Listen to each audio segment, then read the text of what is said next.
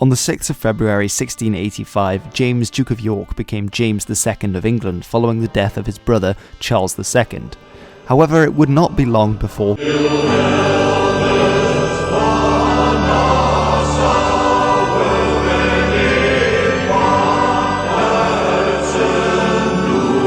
from across the English Channel came the Dutch stadhouder Willem, who was stadhouder of Holland, Zeeland, Utrecht, Gelre, Zutphen, Overijssel and Drenthe. And coming across the sea with a large invasion fleet, he forced James to flee away from the capital city and assumed command of England, becoming the King William III of both England and Ireland, and being known as William II to the Scots. However, James still had support on the fringes of what had been his kingdoms, in, for example, the Scottish Highlands, where royalist sentiments had been high since the Civil War, as well as in Ireland, where the Catholics appreciated his more tolerant approach and the fact that he was probably more pro-French and pro-Catholic, possibly even a closeted Catholic, which later turned out to be true. And these men flooded to his banner and became known as Jacobites, being named after the Latin for James. Obviously they were supporters of King James, Jacobus, so they became known as the Jacobites, and this became known as the First Jacobite Rising. Now, of course, there were many men who came to this banner, and one of them was John of Claverhouse, known as Bonnie Dundee, and he led the Jacobites in Scotland to an amazing victory at the Battle of Killiecrankie in 1689, where the Highland charge proved successful and swept away a superior government force in that battle. However, the war raged on, and after several months the Jacobites once again engaged royalist forces, or government forces rather, at the Battle of Dunkeld, where they were unable to break the deadlock there against a smaller covenanting force. Now, as the campaign went on, they would fight one more battle in the Scottish Highlands at a place called Cromdale. And what they did here was they went down onto the plain of Cromdale and encamped, but a large government force came upon them, and as this government force came closer to them, their numbers dwindled from around 1,200 men, which was already much smaller than the force that they had led at the Battle of Killiecrankie due to both losses and desertion, to around a force of about 800 men. Now, the government cavalry actually charged upon the Jacobites, who started to retreat at this point, being outnumbered and clearly outgunned and not up for the fight. However, they were engaged and made a small stand at the foot of a hill called Cromdale, where they were soundly defeated by the government forces there, with several hundred of them being captured and killed in this battle. Now, the events of this battle were later immortalised in a song known as the Haughs of Cromdale, Hough being a word that's used often in Scots for a more low-lying area, which is where the battle was fought. Of course, Cromdale is the location. However, if one reads the lyrics, they tell a somewhat different story to the one that I have just laid out of the historical events of the Battle of Cromdale in 1690. For example, they read, "Then the loyal Stuarts women throws, so boldly set upon their foes, laid them low with Highland blows, upon the Haughs of Cromdale." However, the Scots seem to have lost this battle, especially the Jacobites and the Stuarts, and who then is this Montrose figure, who we don't hear too much about?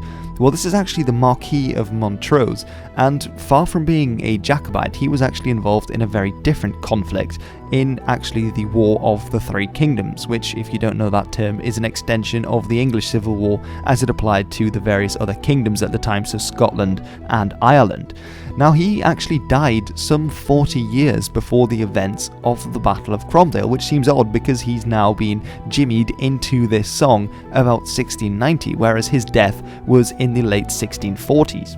And he actually fought a very famous number of engagements in Scotland, and he was actually a very good general and commander, but this was of course before the Jacobite period, and so much of the lyrics of the song, the Haughs of Cromdale, don't actually talk about the Battle of Cromdale. In fact, only the first stanzas really mention the actual Battle of Cromdale. The rest appear to be describing another battle fought at Aldern, which had been fought much earlier.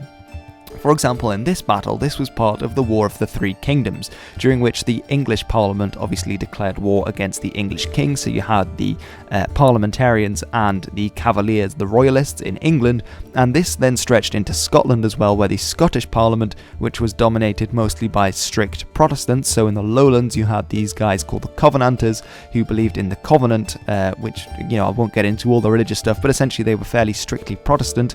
However, in the Highlands especially, there were many more sort of Catholic clans, and these were more in favour of the king. Remember, of course, that at this time they'd be fighting for Charles I, so the father of James II, who they were fighting for at Cromdale.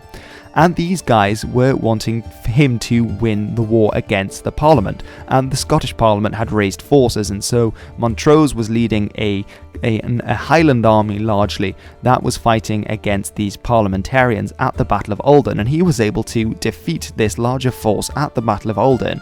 Now as well, it's interesting that in the lyrics they actually call upon various of these clan names that were involved at the Battle of Uldern but don't seem to have been involved at the Battle of Cromdale. For example, the song mentions in its lyrics that the MacDonalds did return again and the Goldens boldly did advance, and actually this seems to relate back to a story about the Battle of Uldern, in which the commander Montrose rides up to the Gordon cavalry, who were a large part of his force, and they couldn't actually see what was going on in the battle. His troops were actually attacked. It was really an ambush by the forces led by Commander Urry, who was the commander of the Parliamentarian Covenanter force.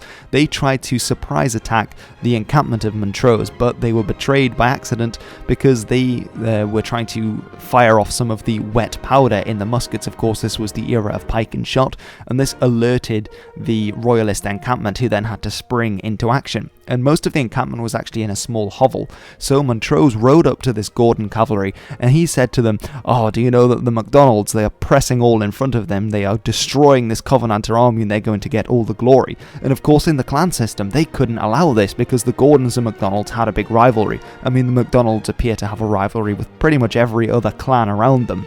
But then, of course, the Gordons spurred on, and they went forth and completely battered the Covenanter army because of this clan rivalry that existed between the two. Whether the MacDonalds were really doing that much is debatable, but it definitely worked to Montrose's advantage that he played off this traditional clan rivalry, because then the Gordon cavalry went over and destroyed the Covenanter cavalry and really won the day for them, which again seems not to have anything to do with the Battle of Cromdale, where there were no cavalry on the Jacobite side, where they were completely routed because of the enemy's cavalry. But this seems again to be some kind of retribution for it. And actually another interesting thing is that there aren't just loyal clans that are mentioned. There aren't just royalist clans or Jacobite clans that are mentioned. They also mention the Grant, Mackenzie and Mackay, and these appear to have fought not for Montrose or for the Jacobites even at Cromdale, but for the other side. The Mackay, for example, was a Mackay who led the government forces at Killiecrankie, who had fought the year before the Battle of Cromdale. And as well, the Mackenzies' bannermen, the MacLeods, were the only men who made a stand at the Battle of Uldern against the royalist charge, and they were cut down to a man by the Irish and by the Gordons, who charged into them. Which is quite an interesting thing, that it mentions not just the clans on their side, but also on the other side, so it shows it's more of a clan war, which ultimately the War of the Three Kingdoms often was. One side would pick to join the royalists or the parliamentarians because their arch enemy, their other clan that they'd been traditional enemies with, was fighting for the other one. And as well, this is quite an interesting distinction that I thought I would include here, the kind of clan rivalry system, which really played into the Jacobite risings as well. Oftentimes you had that some, for example, a lot of the MacLeods, for instance, joined the government forces because the MacDonalds, who again were their big enemy, were prominent Jacobite supporters, although not all of them. It's a bit more tricky. So as the song events go, on the 30th of April 1690, the Jacobites lose in the first battle at Cromdale, but then the second day Montrose arrives, and then he saves the day on the 1st of May 1690, and then they win the battle, with all of these various clans making their heads to dance and fighting with sword and lance and all of these nice rhymes, defeating the government forces on the Haughs of Cromdale. However, if we look at the historical events, what really happened in 1645, you have the royalist victory at Uldern with Montrose as part of the War of the Three Kingdoms. Of course, they would go on to lose the War of the Three Kingdoms, and that's the first time that we got really a republic in England with Oliver Cromwell and the Commonwealth, that kind of thing.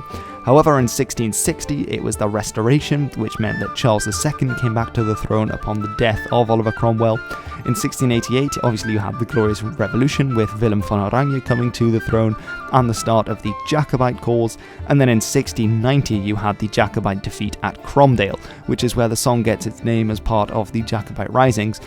But you can see there's quite a big difference between what actually happened and what the song paints to happen. The song, of course, being Jacobite propaganda, because they didn't want to leave it as, oh, we were defeated. They wanted it, we were defeated. But remember, in 1645, we gave you government troops a good hiding.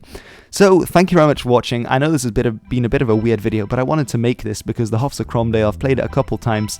It's a really nice tune, actually. I'll leave links below to several versions of it if you are interested in hearing it and seeing the lyrics, etc. But it's historically not a very accurate song because it makes it sound like the Jacobites came back the second day with all the clans and defeated the government forces, whereas this didn't happen after the Battle of Cromdale. The First Jacobite Rising of 1689 really was a failure, especially after James II was defeated in battle at the Battle of the Boyne in Ireland.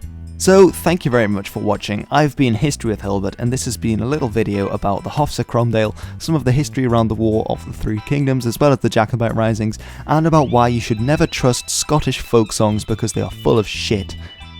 I mean, I love them, but they are.